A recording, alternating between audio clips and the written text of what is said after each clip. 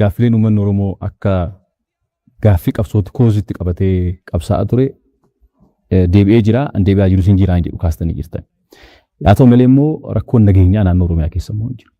Egaa gaaffiin qabsoo Oromoo kun deebii argachaa jiraate maddi rakkoo nageenyaa Oromiyaa kun maalidha? Maddoonni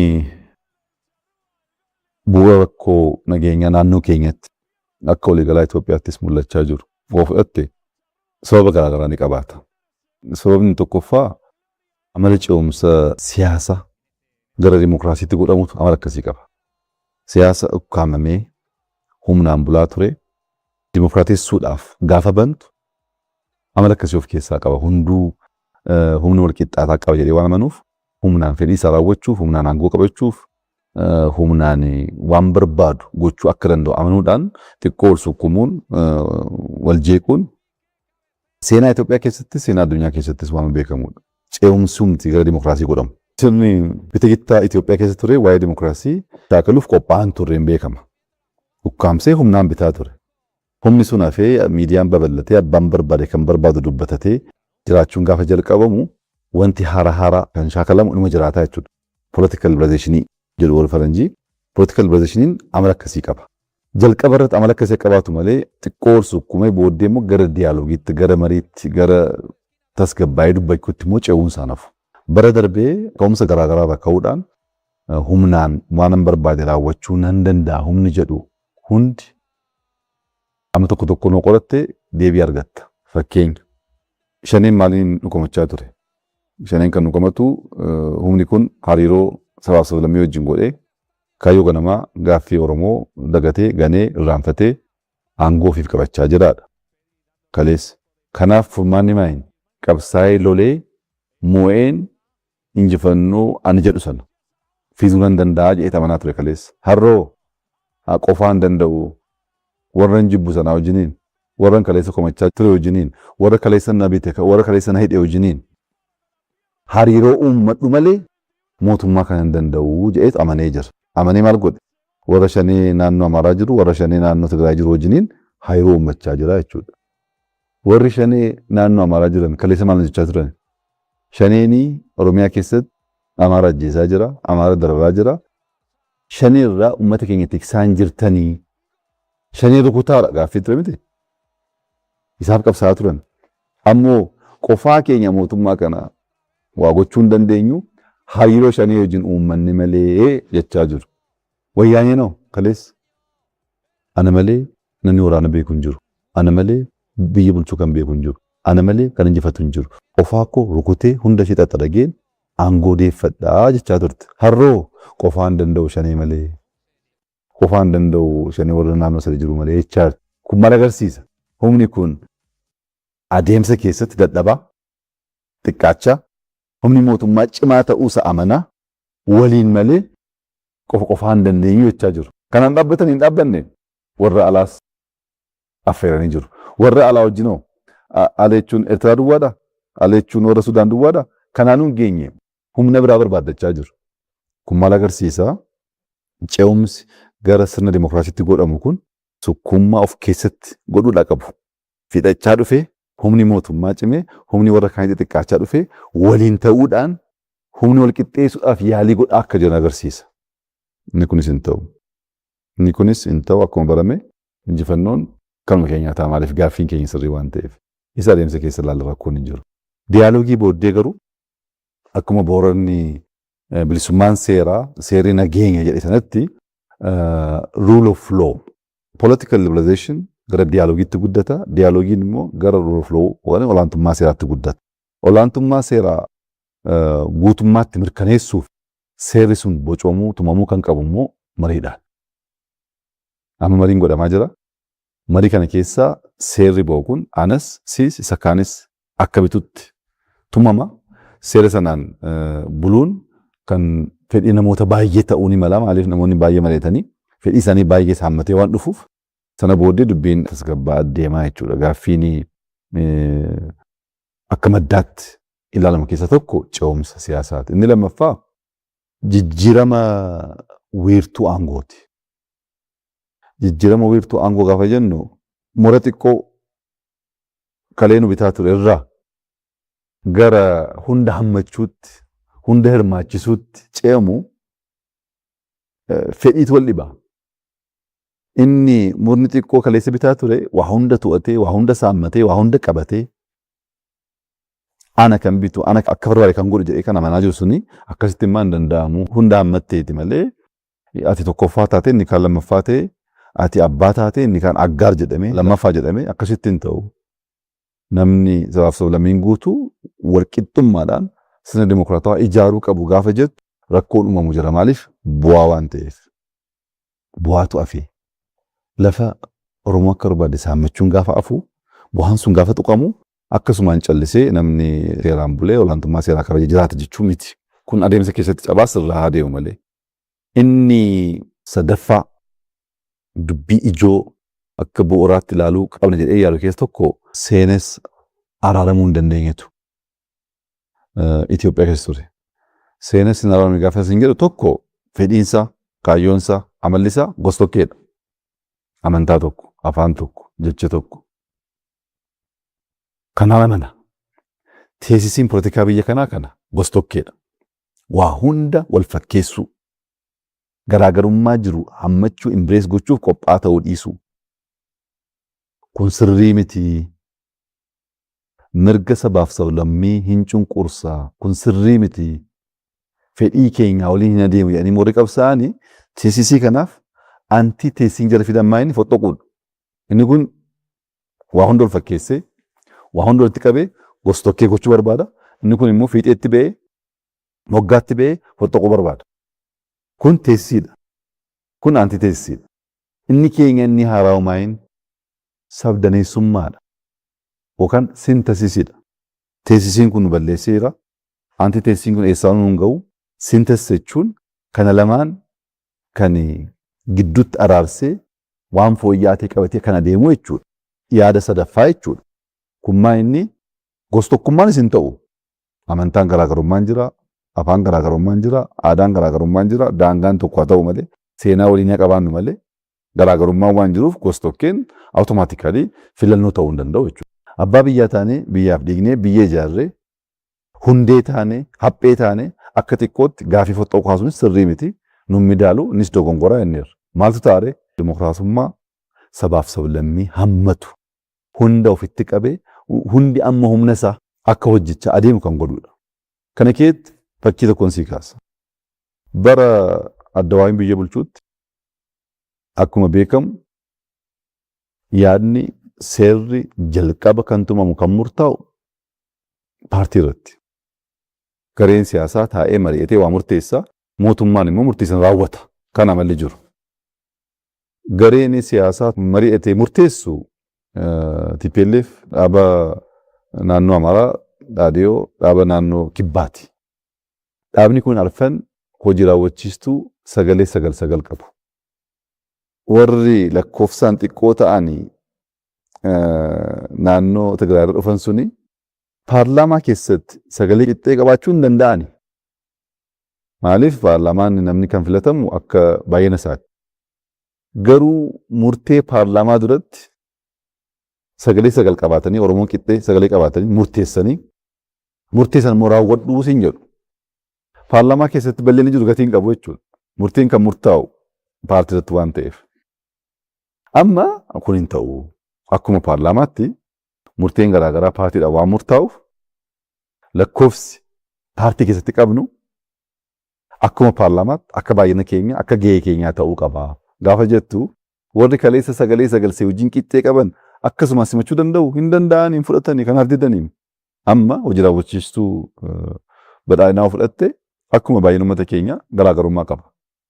Lakkoofsi Oromoo akka hojii raawwachiistuutti jiru lakkoofsa sabaaf sablammii warra wajjiniin walqixxee miti. Walqixxee ta'uus hin qabu dimokiraasummaan akkasii waan hin jirreef. Amma gahee kee, amma dandeettii kee, amma hirmaannaa kee, amma gumaacha kee ta'uu qaba. Kun gaafa ta'utti warri kanaan dura kanan barre gammachuudhaan fudhatu.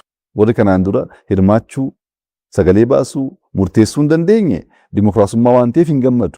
Warri kaleessa olaantummaadhaan jiraachaa ture. Warri kaleessa seeraan alatti sagalee qixxee uummata dachaa meeqa isaan caalu wajjiniin murteessaa turan immoo hin jaallatan. Amaluma namaati kun an tokkoffaadha itti gaafa laaltu warra lammaffaa hojii walqixxummaa hin jibbitaa jechuudha. Inni arfaffaa fedhii diinaa tarsiimoo Itoophiyaa diiguu, Itoophiyaa bittinneessuu, Itoophiyaa dadhabsiisuu warri barbaadan kuni waggaa 50-60 dhibboo deemte jiru ammas jiru. Jarri kun immoo keessatti gaafa xiqqoo dubbiin siyaasaa babal'achaa deemu, walqooduu babal'achaa deemu itti daamanii waa daddabalanii babal'isuu jechuudha. Fedhiin kunis jira. Amalli ce'umsaa jira. Akkuma silasii kaasee. Jijjiiramni weertuu aangoo jira. Humna kee, gahee kee, baay'ina kee alatti isa shaakalaa turte dhabuun barbaaddu. Seenessi immoo jira gostokkee fotta'uu kan jedhu jira. Fedhiin diinaa jira. Kan dhumaa kan ta'uu danda'u maa inni fedhii qaxxaamuraan aangoo qabachuu barbaadutti. Waan tokko gaafa uumamu achi keessa dabalee takkatu aangoo argachuu ijaaramtee miti jaarmiyaadhaan miti yaadaan miti cabaamte gaafa argamu ariifattee saammachuu barbaaddu. Kun immoo dubbiidhaan duwwaa miti kan ta'aa ture. Seenaa Itoophiyaa keessatti ammas kan ta'aa ture. Aadaa siyaasaa qawwee gargaaramtee meeshaa gargaaramtee humna ijaarrattee ajjeestee dhiigaan aangoo qabachuu yaaluudha. Kun amala aadaa biyya kana keessatti guddachaa dhufe dhaabbachuu qabu dhaabbachuu hin dandeenyedha. Kanaaf immoo galtee kan ta'u warra fedhii diinota tarsiimoo ta'e diina biyya kanaa ta'anii bara dheeraa jiran immoo kana fayyadamaniitu babal'isanii itti gargaaramu. Haalli jijjiiramni sirna dimokiraasiitti dhufaa jiru kunis immoo gumaacha mataasaa qaba. Akka waliigalaa kun walitti dhaameetu nageenyi biyya kana waggoottan darbaniif rakkoo garaagaraa keessa darbee jira. Baroota dhufan keessatti uummanni keenya haala hubatee jira, humni keenya cimaa jira, diinonni keenya ifatti fedhii isaanii ibsaa jiru, hariiroon isaanii mul'achaa jira. Kun hin cabaa nageenyi amansiisaa ta'e, nageenyi uummata tasgabbeessee gara hojiitti ceessuu danda'u dhufaa adeemaa amantaa jedhuun qaba. Kabajamoo muummicha ministeeraa deebii keessan keessatti waa'ee TPLF waan kaastanii fi asumaanuu gaaffii tokkoon isaa wal qabatu kaafnee moos deemina jedheen. Amma haala amma jiru kanaan gareen TPLF jedhamu kuni waliigaltee Pretoria kana ifatti diiguudhaan waraanaa fi of qopheessaa jira. Kan akkamitti ilaaltu si? Gareen wayyaanee Tigraay keessatti rakkoo uummachuuf adeemaa jiru kun yaada siyaasaa moofaa, hoggansa moofaa, ilaalcha moofaa qabaatedha. Ilaalchuma kaleessaatiin, yaaduma kaleessaatiin, adeemsuma kaleessaatiin tooftaa tokko osoo hin jijjiirin fedhiif faayidaa uummata isaa miti, fedhiif faayidaa isaa akkuma kaleessaa amma bare sanatti tufsiisuu barbaada. Yaada moofaa waan ta'eef milkaa'uu hin danda'u. Fakkeenya bara 1980 keessa uummanni keenya akka har'aa osoo hin dammaqiin, akka har'aa osoo dubbiin hubatiin, akka har'aa osoo hin ijaaramin jarri gaggeessaa tokkoffaa ta'anii nuti immoo jala deemtuu taane gargaartuu taane tokkoffummaa isaanii fudhanne lammaffummaafuu gahaa miti jedhamne waliin deemnee injifannoo isaanii tiksinee saamicha isaaniif haala mijeessinee jirra. Oromoon bakka kaleessaa jira. Saafsaniin bakka kaleessaa jira. Sumaaliin Affaarri bakka kaleessaa jira. Hin ta'a kunam. Yaada moofaadha. Hoggansa moofaa yaada moofaa gaafa siin jedhu gareen kuni waggaa 50 dura bilisummaa Tigraayiif jedhee qabsaa'ee jira. Yeroo sanatti uummata dammaqsuu ijaaruuf kaayyoo filate jennee illee hodhiisnee fi eega mo'atee mootummaa ta'ee waggaa 27 aangoo qabatee booddee maqaa jijjiirrachuu hin dandeenye. Ammas mootummaa Itoophiyaa ta'ee bilisummaaf walabummaa Tigraayiif hin qabsaa'edha.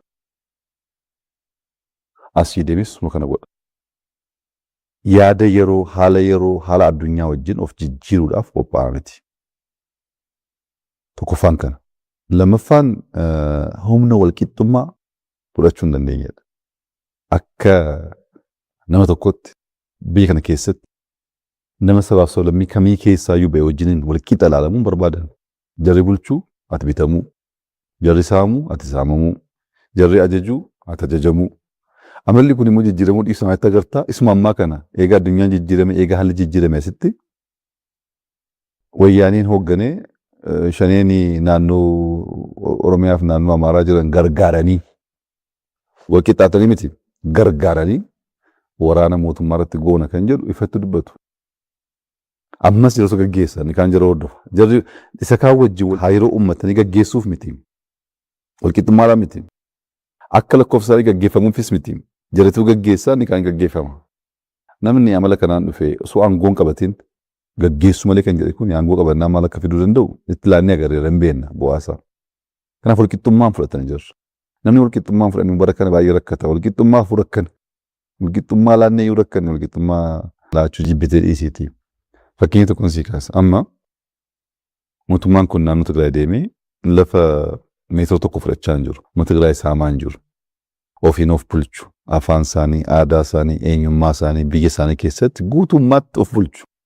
Asii gargaarsa deema ba'oo ta'e alatti achi waan nuti irraa fudhannus irraa barbaannus hin jiru.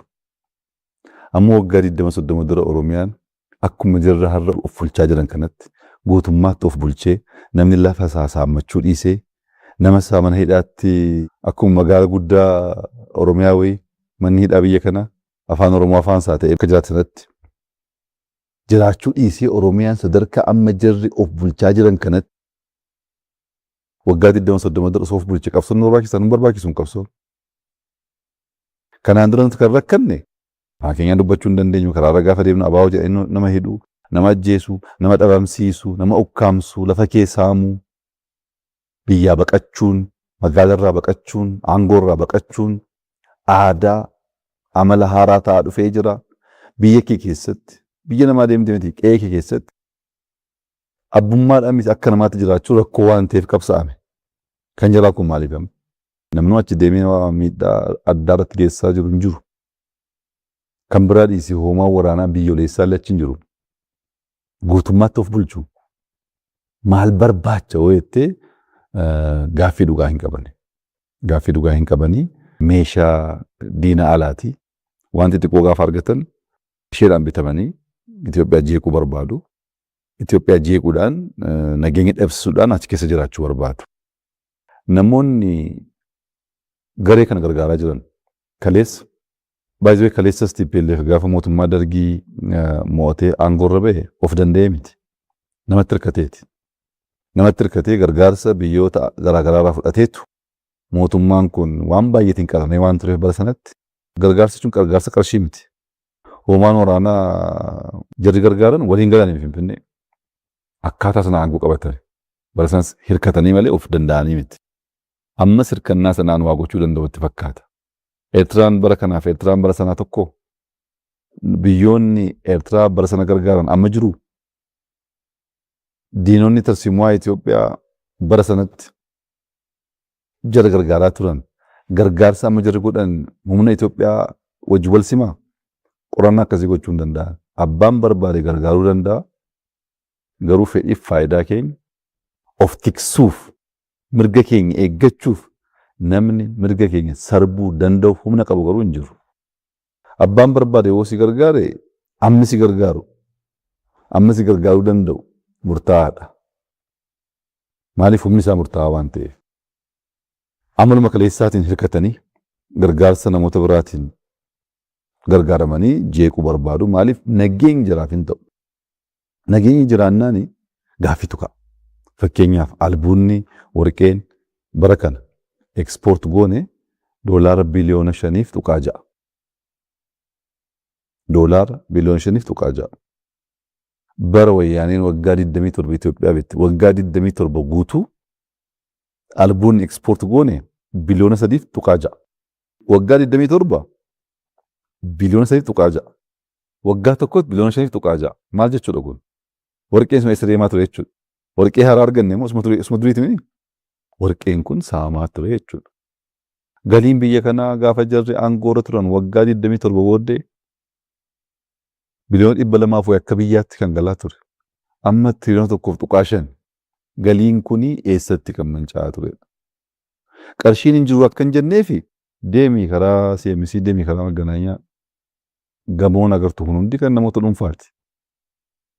Biyyatti fayyadamaan turre malee qarshiin sun hojii biyyaaf misooma biyyaaf oolaan turre malee namoonni ta'an immoo saammatanii gamoo ijaarrachaa jiru deemi gamoo lakkaa'e gaafasii gala. Nageenyi dhufnaan gaaffii akkasiitu ka'a. Jarri kun misoomsuu hin beekanii. Misoomsuu karoorsuu hin beekanii. Propagaandaa sooshaalizimii beeku waan xiqqoo irratti ishee diddama dubbachuu beeku malee waan amma hojjetamaa jiru fakkeenyaaf magaalaa Finfinnee waan goone kana TPLF waggaa 50 laatti hojjechuu hin danda'u. Taa'ee dubbachuu malee deemee biyyoo tuqee biyya jijjiiruu hin danda'u. Qonnan sadasii kaasee akka naannootti akka biyyaatti jijjiiramaa jiru kana. TPLF yaaduus gaggeessuus hoogganuus hin danda'u. Itti ilaannee agarreerra waggaa 27. Namoonni bu'aa qabsoo waggaa 8 kana bara wayyaanii wajjin dorgomsiisuu yaalu. Garuu waggaa 7-8 jalqabaa bara wayyaaniin mootummaa ta'e 83 amma 90 amma 91 misooma dhiisiiti wayyaaniin as shawaa as gindabarat bulchaan turre shiftaa bulchaa as gindabarat as shawaa kaabaa bulchaan turre beegii fi gidaamii mootummaan tureera koomaa waraanaatti kan ta'aa ture. Waggaa 8 keessatti biyyayyuu hin beekan jira biyya bulchuu dhiisiiti. Waggaa 8 keessatti wanti hojjenne waggaa 27 waan caaluuf dorgomsiisaa jirta malee amala mootummaa haaraa jijjiirama boodii dhufee woo laalte garuu walitti hin dhufu. Kanaaf jarri kun nageenya hin jaallatanii, walqixxummaa hin jaallatanii, diina Itoophiyaa wajjin hariiroo uummatanii, gargaarsa garaagaraa fudhatanii, jeequudhaan jeequmsa sana keessatti jiraachuu barbaadu. Yaadni isaanii, hoggansi isaanii, ilaalchi isaanii moofaadha. Ilaalcha har'aa wajjin adeemuu hin danda'u. Kanaaf mo'uu hin danda'ani. Rakkoo uumuuf hin tattaafatu alatti injifannoo fiduu hin danda'ani. Haalli Itoophiyaa, haalli uummata keenyaa jijjiiramee jira. Haalumti uummata Tigraay jijjiiramee jira. Amantaa expectation uummanni Tigraay irratti qabus baay'ee jijjiiramee jira. Haala kana keessatti uummata Tigraay kaleessa guutummaan gargaaraa ture. Gargaarsa argatanii, deeggarsa garaagaraa argatanii, uummata kaan gowwoomsanii. Uummanni kaan gowwoomee wanti ta'e sun lammaffaa seenaa keessatti har'a miti waggaa dhibbaa har'aan ta'u kun. Waggaa dhibbaa har'aa kun raawwachuu hin danda'u. Kun seenaadha. Kun dhumateera. Kun duubatti hin deebi'u. Nuti bilisoomuu duwwaa osoo hin taane lammaffaa garboomuuf qophaa'anti. Uummata dammaqee, uummata of bare, uummata of ijaaraa jiru, uummata caaseffama isaa hammayyeessaa jiru kana akka uummata kaleessaatti ilaaltee yaaduun gowwummaadha. Yaada moofaa irraa maddaa fagoon deemu jeequudhaan yaalu garuu hin cabuu hin dhaabbataa amantaa jedhu guutuun qaba. Waama nagaa fi tasgabbii kanarraa yaa turru nagaa fi tasgabbii waaraa ta'e akka biyyaatti buusuudhaaf maal hojjechaa jirtu an jedhu ilaallu isuma wal qabsiiftanii keessattuu naannoo Oromiyaatti wal qabatu mariin ABO shanee wajjin taasifamaa ture jira. Daawwattoonni keenya illee waan kana dhaga'uu barbaadu. Maalirra ga'e? Itoophiyaa keessatti dirreen dimokiraasii babal'atee jira. Dirreen dimokiraasii babal'atee jira gaafa jedhamu jechaan duwwaa osoo hin taane waan gochaan mul'atudha. Fakkeenya jijjiirama booddee namoota baay'ee mana hidhaa keessaa baasnee jira. Baay'een isaaniis Oromoodha. Namoonni kaleessa nuti mana hidhaa keessaa baasneetu bosona galee warra kaleessa hidhe wajjiniin hariiroo uummatee qabsaa jira. Nu dura mana hidhaa turan. Nuti dhufee immoo mana hidhaatii hiike. Maal ta'aniitu marii rakkatanii hariiroo isaanii warra hidhe, warra garafe, warra miidhaa meeqaaf meeqa irratti geggeessisan wajjin hariiroo addaa uumanii qabsaa'uu barbaadan kan jedhu sammuu nagaatiif boo yaadde siin galu. Kun tokko. Lammaffaan dirreen dimokiraasii babal'achaa jira gaafan siin jedhu. Fakkeenya kanaan dura ABO'n filannoo keessa karaa nagaatiin hirmaachuu hin danda'u. Mirga hin qabu. Hin danda'u. Mootummaan duraanii dhorkee jira. Amma garuu yaada isaa ibsachuu hin danda'a. Akkuma yaadatti OBN'n ijoolleen jaarmiyaa ABO kee dhufan OBN irratti yaada isaanii ibsachaa turan. Kun waan guddaadha. Waan ibsan keessaa waan irraa barattu, waan sirrachuu qabu jettee amantu garaagaraa jiraachuu danda'a. Wanti immoo hubachuu dadhabame tokko tokkos jiraachuu danda'a. Bakka bakkatti immoo hojii hojjetamaa jiru hubachuu dadhabanii injifannoo already finnee jiru kanas kan ofii godhachuudhaaf bakka tattaafatanis immoo bakka akkatu jira. Garuu kana maal ilaalte? OBN lamaanuu qixxee waltajjii itti laatee dhaggeeffachuu waan danda'eef. So waltajjii wal qixaatee itti kennuu dhaabattee sagalee lamaan dhaggeeffachuu hin dandeessu. Sagalee dhaggeeffachuu duwwaa miti. Mootummaa sagalee gahaa ta'e argame filata mootummaa ta'etu warra filatamuu hin dandeenye ofitti hammatee kaabinee keessatti mootummaa ijaarratee jira. Kun dirreen dimookiraasii babal'achuu isaa agarsiisa. Kaabinee duwwaa immoo miti. Mootummaa naannoo Oromiyaas hin beekta nama hagamee hammatee akka hojjechaa jiru. Bara kana filannoodhaaf hoo dorgomnee bakka hundaatti hojiin hojjenne abdii uummatatti tooraa waan jiruuf sagalee guddaa argachaa waan jiruuf hammattummaan keenya kanas lasiin gadhe haphachaa waan deemuuf dhibbeentaa 15 haga dhiisnu jennee mootummaan dhibbeentaa 85 duwwaarratti kan dorgome. 15 guutummaatti warra kaaniif dhiise. Kun hundi maaliif hammannee dhaggeeffannee waliin taanee biyya jijjiiruu dandeenyaadha.